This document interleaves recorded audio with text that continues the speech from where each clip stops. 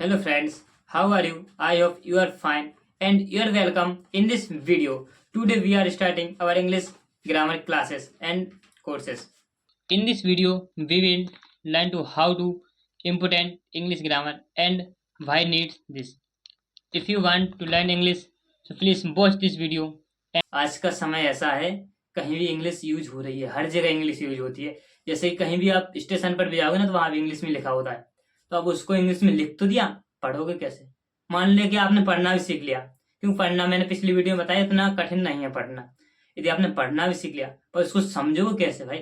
तो दोस्तों अब आपको बता दूं कि यदि किसी से बात करनी हो, यदि मैं आपसे बात कर रहा हूँ या आप मुझसे बात करो, तो किसी से बात करने के लिए एक माध्यम की जरूरत होती है जिसे हम भाषा कहते हैं। तो किसी भी व्यक्ति से बात करने के लिए हमें एक भाषा की जरूरत होती है और उसी भाषा को सीखने के लिए उसकी ग्रामर आवश्यकता पड़ती है। यानी किसी भी, जैसे आपसे बात कर रहा हूं मैं, तो इसमें ग्रामर यूज जरूर होती है कि व्याकरण होती है, हर भाषा की अपनी अपनी ग्रामर होती है। जैसे कि हिंदी की हिंदी व्याकरण होती है और इंग्लिश की इंग्लिश ग्रामर, उसी प्रकार हर भाषा की, हर लैंग्वेज की अपनी ग्रामर होती है।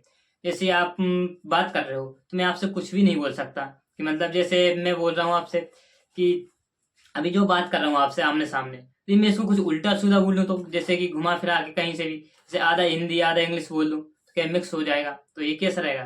ठीक नहीं है। तो इसके हर ग्रामर के अपने नियम होते हैं, रूल्स होते हैं, जिसका हमें पालन करना होता है। तो इसी प्रकार इंग्लिश के भी कुछ रूल्स हैं जो हम इस वीडियो में जानेंगे और सीखेंगे कि इंग्लिश ग्रामर क्या होती है और इसके क्यों जरूरत पड़ती है। तो चलिए आपको बता दूं कि इंग्लिश ग्रामर में कुछ, जैसे कि जो अक्षर रहते हैं ABCD अल्फाबेट्स, इन्हीं को हिंदी में भी हम चेंज कर सकते हैं, जो कि हमने पिछली वीडियो में बताया था आपको।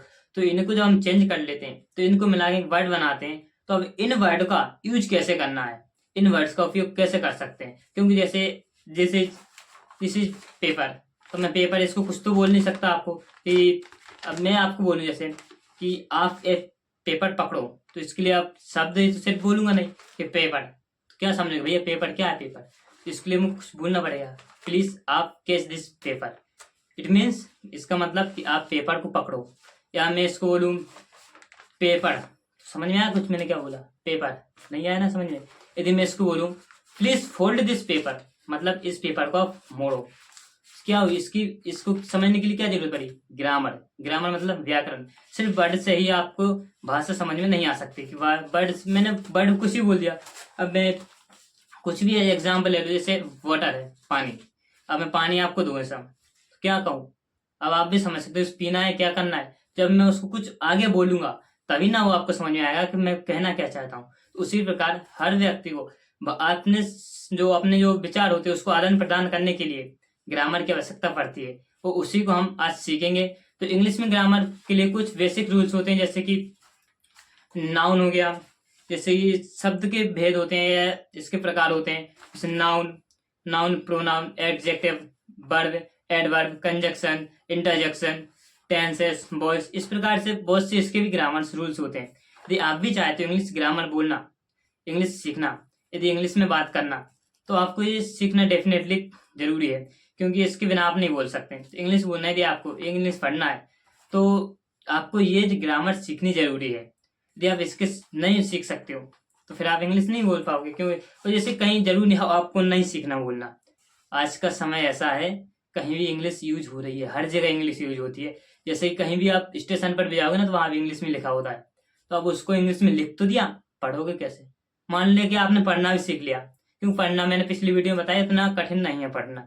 यदि आपने पढ़ना भी सीख लिया पर उसको समझोगे कैसे भाई? जैसे कहीं लिखा है कुछ भी, मान चलो आप कहीं गए, वहां भी लिखा है, अब उसको इंग्लिश का ट्रांसलेट करना तो आना चाहिए आपको, सीखना तो पड़ेगा। तो इसलिए आपको इंग्लिश ग्रामर सीखना बहुत जरूरी है। तो उसी का बात करेंगे हम, उसी सीखने के लिए आज हम इस वीडियो में आए हुए हैं। तो यदि आप भी सीखना चाहते हो तो डेफिनेटली बने रहे इस वीडियो में, एंड इस कोर्स को भी आप एक्सेस कर सकते हो, जो कि प्लेलिस्ट में यूट्यूब चैनल पर आप डालोगे श्रीजी टेक सेंटर, इसी जो चैनल का नाम है, तो इस पर एक प्लेलिस्ट है, इधर से देख सकते हो। इस प्लेलिस्ट में आपको एक पूरा कोर्स मिल जाएगा। तो इंग्लिश बोलना और इंग्लिश का ट्रांसलेटर और हिंदी आना बहुत जरूरी है आज के समय में, क्योंकि हर व्यक्ति टेक्नोलॉजी के साथ आगे बढ़ रहा है और Android mobile and software use कर रहा है, तो उसमें इंग्लिश ही लैंग्वेज मेन लैंग्वेज होती है।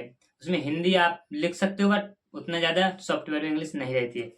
तो चलिए, सीखने के लिए आप बने रहिए इस कोर्स में।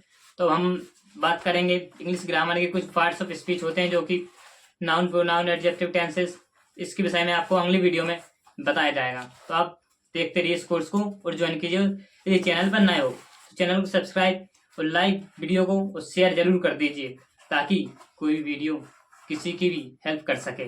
तो यदि आपको ये वीडियो अच्छी लगी हो तो प्लीज़ बेल आइकन अवश्य दबाइए, ताकि ऐसी वीडियो आपको मिस ना हो और आप हर वीडियो आप तक पहुंच सके।